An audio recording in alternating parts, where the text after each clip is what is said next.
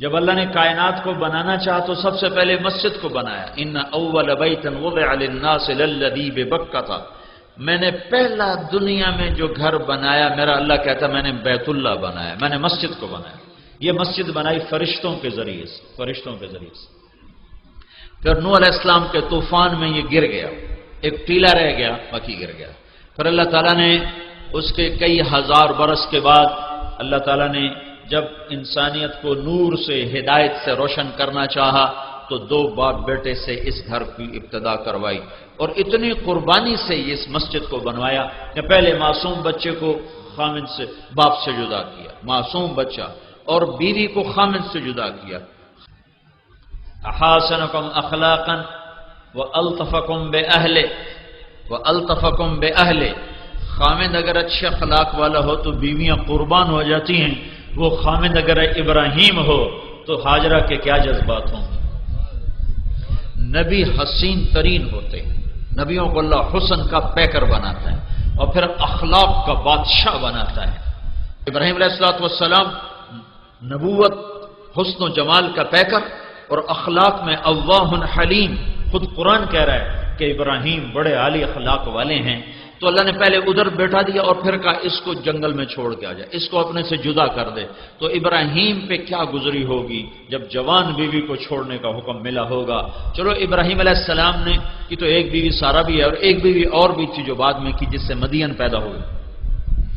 تو ہاجرہ کو چھوڑنا ابراہیم پہ بہت بڑا مجاہدہ، لیکن ابراہیم علیہ السلام سے بڑا مجاہدہ ہاجرہ کا ہے، جس نے مصر کی شہزادگی کو چھوڑا، مصر کے محلوں کو چھوڑا، اور پھر فلسطین کے خوبصورت باغات کو چھوڑا، اور خامد کے ساتھ 2000 کلومیٹر چلتے چلتے جب کالے سیاہ پہاڑ آئے، اور 4 پہاڑ، ایک صفا، ایک مروہ، ایک ابی قبیس، ایک جبل ہندی، جب ان 4 پہاڑوں کے اندر ایک وادی آئی، تنگ، خوفناک، وحشت ویرانہ، تو وہاں اللہ کا امر آیا، جبریل اترے کہ یہاں بیوی کو چھوڑو اور واپس چلے جاؤ. تو وہ ابراہیم جو آگ میں جلتے ہوئے، آگ میں پھکتے ہوئے نہ ڈرا نہ گھبرایا، جب جبریل نے کہا یہاں بیوی کو چھوڑو تو ابراہیم پکار اٹھے، بول اٹھے، یہاں کیسے چھوڑوں، یہاں کیسے چھوڑوں. آگ میں جاتے ہوئے نہیں کہا آگ میں کیسے جاؤں، کہ اگر جلانا ہے تو منظور ہے، لیکن جب اس خوفناک وادی میں کہا یہاں چھوڑو، کہا یہاں کیسے چھوڑوں، حالانکہ پتہ ہے کہ اللہ کہہ رہا ہے چھوڑو، یہاں کیسے چھوڑوں. تو جبریل نے کہا اللہ چاہتا ہے چھوڑ دو، اس کی پشت سے ایک نبی آنے والا ہے اور یہاں اللہ کا گھر بننے والا ہے. مسجد کو بنانے کے لیے کتنی بڑی قربانی لی ہے. اب ہاجرہ جوان ہے، 24-25 سال عمر ہے. اب ابراہیم علیہ السلام نے چھوڑا اور واپس چل دیے، اونٹ کی نکیل کو پکڑا اور چل دیے. اب ہاجرہ کہنے لگی کہاں جا رہے ہو؟ خاموش، جواب دینے کا امر نہیں ہے، چپ. کدھر جا رہے ہو؟ مجھے چھوڑ کے کہاں جا رہے ہو؟ خاموش، چپ. چلتے چلتے کدئی بیت اللہ سے 3 کلومیٹر کے فاصلے پر ہے. 3 میل تک چلتی جا رہی ہیں اور منتیں کر رہے ہیں مجھے چھوڑ کے کیوں جا رہے ہو، میرا قصور تو بتاؤ، مجھے کیوں چھوڑ کے جا رہے ہو. 3 میل کے بعد ان کو خیال آیا یہ تو اللہ کا رسول ہے، کہیں اوپر سے حکم نہ آیا. 3 میل کے بعد جا کے خیال آیا تو کہا اللہ امرک ابراہیم، کیا یہ اللہ کا امر ہے؟ تو انہوں نے سر ہلایا کہ ہاں. کہا اذن لن یضیعنا اللہ. پھر ایک اور ہاجرہ نے جنم لیا. پہلے صرف بیوی تھی، اب وہ ایمان والی بنی. اذن جاؤ ابراہیم، میرا رب مجھے کبھی ضائع نہ کرے. جب تک ابراہیم علیہ السلام نظروں سے اوجھلنے ہوئے بچے کو گود میں لے کر کھڑی ان کو دیکھتے، میں تو کبھی کبھی تنہائی میں اس منظر کو تصور میں لاتا ہوں تو میں پھوٹ پھوٹ کے رو پڑتا ہوں کہ یا اللہ تو نے کتنی بڑی قربانی ہے. آگے یہ ایک امت پیدا کرنی تھی جنہوں نے تبلیغ کا کام کرنا تھا، اور تبلیغ کے کام میں بیوی بچوں کا چھوڑنا پہلی چیز ہے. اس لیے پہلی اینٹ ہی بیوی اور بچوں کے چھوڑنے پر رکھی گئی. چونکہ بیچ میں کام کو چھوڑے زمانہ ہو گیا تو لوگ کہتے ہیں بیوی بچے چھوڑتے لگے جاتے ہیں، ایک کیڑی دین، ایک کیڑا دین ہے، ایک کیڑی تبلیغ ہے.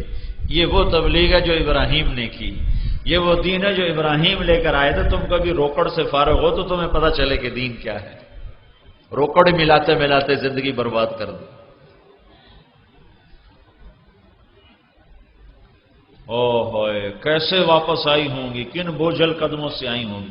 اور ابراہیم جو کبھی دل چھوٹا نہ کرنے والے، جب وہ پہاڑ سے نیچے ہو گئے اور بیوی غائب ہو گئی نظروں سے، تو ایک دم انہوں نے بیت اللہ کی طرف منہ کر کے یوں ہاتھ اٹھائے، ربنا انی اسکنت من ذریتی بواد غیر ذی زرع عند بیتک المحرم، اے میرے رب تو نے کہا اور میں نے چھوڑ دیا، تیرے حکم پہ چھوڑ دیا، دل پہ پتھر رکھا اور چھوڑ دیا، یا اللہ تو ہی وارث ہے، تو ہی کفیل ہے، تو ہی اس کی اور اس کی نسلوں کی حفاظت فرما۔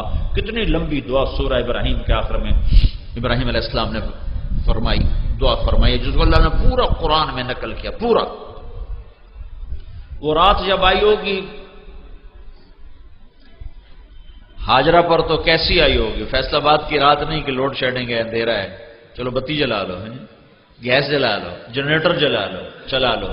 وہاں تو اوپر آسمان کی کالی رات ہے، نیچے کالے پہاڑوں کی سیاہی ہے، اور اپنے ساتھ تنہائی کی سیاہی ہے، تین اندھیرے، تنہائی کا اندھیرا، پہاڑوں کا اندھیرا، کالی رات کا اندھیرا، اوپر آسمان نیچے ہاجرہ۔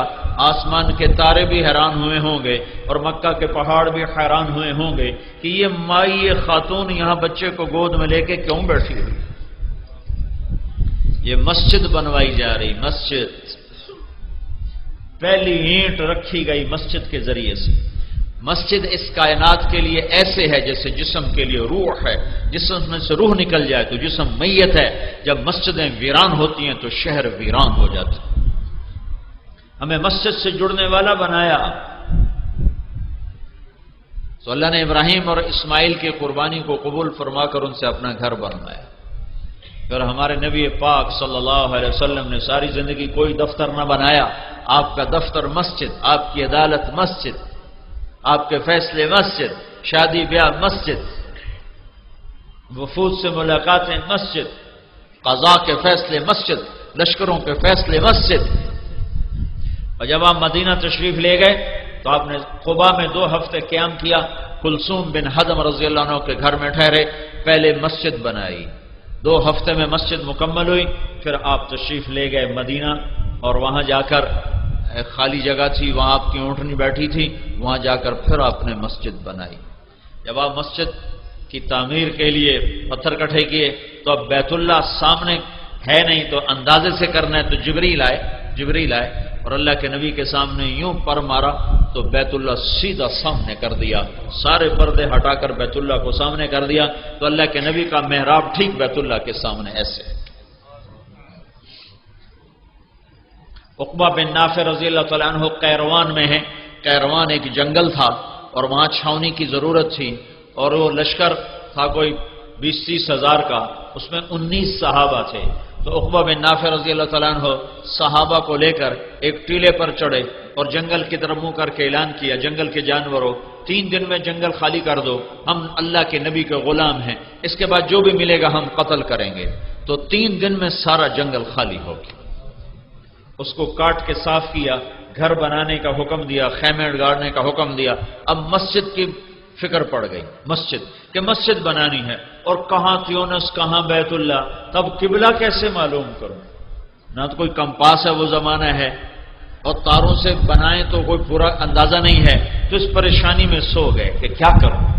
تو رات کو اللہ کے نبی خواب میں آئے، کہا عقبہ کیوں پریشان؟ کہا یا رسول اللہ مسجد بنانی ہے، قبلے کا رخ معلوم نہیں۔ کہا آؤ میرے ساتھ، تو آپ نے اپنے عصائے مبارک سے ایک لائن کھینچی چوکور، کہا یہ تیری مسجد ہے، پورا ایک علاقے میں ایسے آپ نے اپنے عصا مبارک کو ایسے پھیرا، کہا یہ تیری مسجد ہے، اور ایک جگہ یوں محراب کا نشان بنا، کہا یہ تیرا قبلہ ہے۔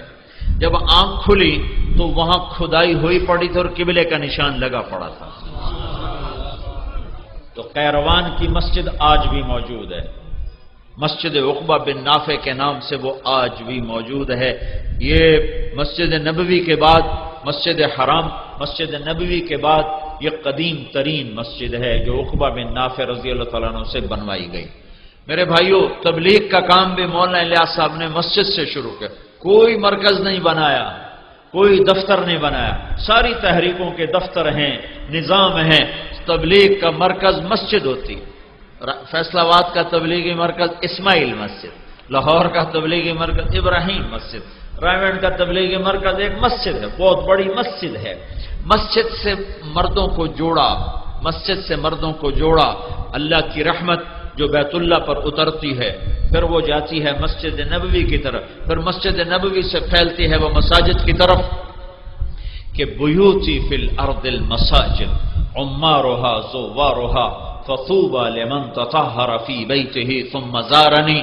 اللہ تعالیٰ کا فرمان ہے کہ جنا کالونی والوں کو بتاؤ کہ یہ مسجد میری مسجد ہے، تمہاری نہیں ہے، تمہاری نہیں ہے، میری مسجد ہے۔ دنیا میں مسجدیں میرے گھر ہیں، جو ان مسجدوں میں آتے ہیں وہ ان گھروں کو آباد کرنے والے ہیں۔ جو اپنے گھر سے وضو کر کے مسجد میں نماز پڑھنے آئے گا اسے بتا دو کہ میں رب دروازے پر اس کا استقبال کروں گا۔ مسجد میں آنے والے کا استقبال اللہ کرتا ہے۔